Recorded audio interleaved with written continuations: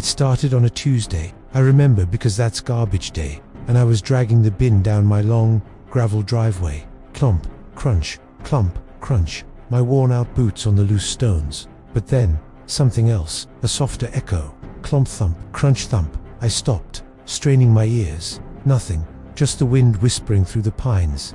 I shrugged it off. Probably just my imagination, or the sound bouncing off the neighbor's fence. Later that evening, I was pacing in my study, trying to untangle a problem from work. The old floorboards in my house have always had a personality. They creak and groan with every step.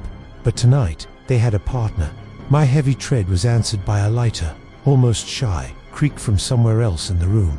I'd take 3 steps to the window. 3 faint creaks would follow. 4 steps back to my desk. 4 more would answer. It was perfectly in sync, like a shadow made of sound. I froze mid-stride. Silence. I held my breath, listening so hard my ears began to ring. Nothing. The house was still. It was unsettling, but I told myself it was just the old house settling. My mind playing tricks on me after a long day. The next day, it was undeniable. Walking to my car, my footsteps on the pavement were shadowed by a soft, shuffling sound. Slap, slap, slap, and right behind it, shuff, shuff, shuff. It was so close, so perfectly timed, that if I wasn't paying attention, it would blend into a single, slightly distorted sound. At work, walking down the long, linoleum-tiled hallway to the coffee machine, it was there. My dress shoes clicked sharply, and a softer, duller tap followed, like someone wearing thick-soled sneakers was trying to mimic me. I started testing it.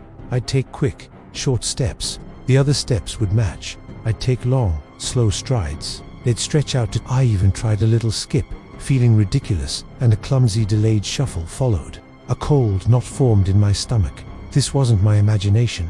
Paranoia began to set in. At the grocery store, I'd whipped my head around, convinced someone was following me, only to see a mother with her child, or an elderly man picking out vegetables, all oblivious. The footsteps were there, though, a constant, ghostly companion to the squeak of my cart's wheels. They were getting louder now, no longer a shy echo, but a confident stride. It was like whoever or whatever it was gaining confidence, getting more comfortable in my space.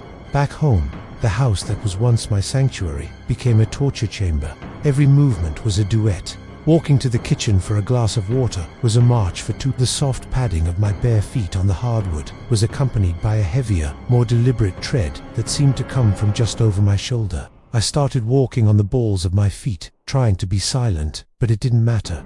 The other footsteps just became quieter too, a ghostly whisper of movement. I would stand perfectly still for minutes on end, and in that silence, I could feel it. A presence, a weight in the air just behind me. The sound started to change. It was no longer just footsteps. Now, I could hear breathing, a slow, raspy inhale and exhale, perfectly timed with my own. I'd hold my breath, and the other breathing would stop too. I'd gasp for air, and a fraction of a second later, I'd hear a similar, hollow gasp right by my ear. It was so close, so impossibly close. The sound of the footsteps now seemed to originate from inside my own head, as if the walker was standing directly behind my eardrums. The creak of the floorboards wasn't just in the room, it was in my skull. Sleep offered no escape. I'd jerk awake in the middle of the night, my heart hammering against my ribs. I wouldn't have moved, but I would hear it. A single, heavy footstep from the foot of my bed, then another, getting closer. I'd squeeze my eyes shut, pulling the covers over my head, my own breath roaring in my ears. But even then, I could hear the slow, deliberate breathing of another, mingling with my own panicked gasps under the sheets. One evening, I couldn't take it anymore. I had to know. I had to prove I wasn't going insane.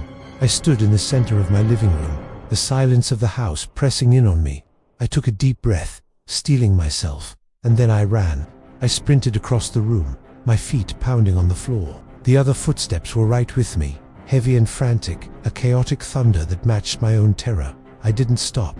I threw open the front door and bolted out into the night, down the driveway, onto the empty street. My lungs burned, my legs ached, but I kept running, fueled by pure fear. And the footsteps were there, right behind me, slapping the asphalt in perfect, horrifying rhythm. I finally collapsed at the end of the street, gasping for air, my whole body trembling. I was under a streetlight, its lonely orange glow pushing back the darkness. I sat there, on the cold curb, for what felt like an hour. I didn't move. I didn't dare to. I just listened. The street was silent. No wind, no cars, no footsteps. The relief was so profound it almost made me weep. It was over. Whatever it was, I had outrun it. It was tied to the house. Maybe. Slowly, shakily, I got to my feet. The silence held.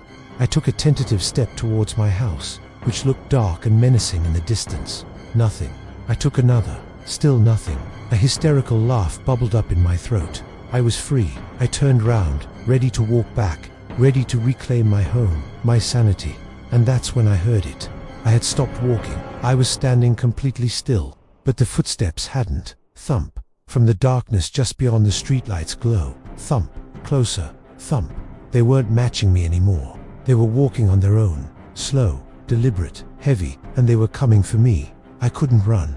My legs wouldn't obey. I was frozen in place, a statue bathed in sickly orange light. The breathing started again, not in sync with mine this time. It was a low, steady, rattling sound, like dry leaves skittering across pavement. It was the sound of something that had been holding its breath for a very, very long time. And now it was finally breathing on its own. The footsteps kept coming, one after another, emerging from the pitch black, getting louder and louder until the sound was all around me, inside me, shaking the very ground I stood on. And the last thing I saw, as the breathing washed over me like a cold tide, was a shadow detaching itself from the darkness, a shadow shaped just like mine, but walking, all by itself.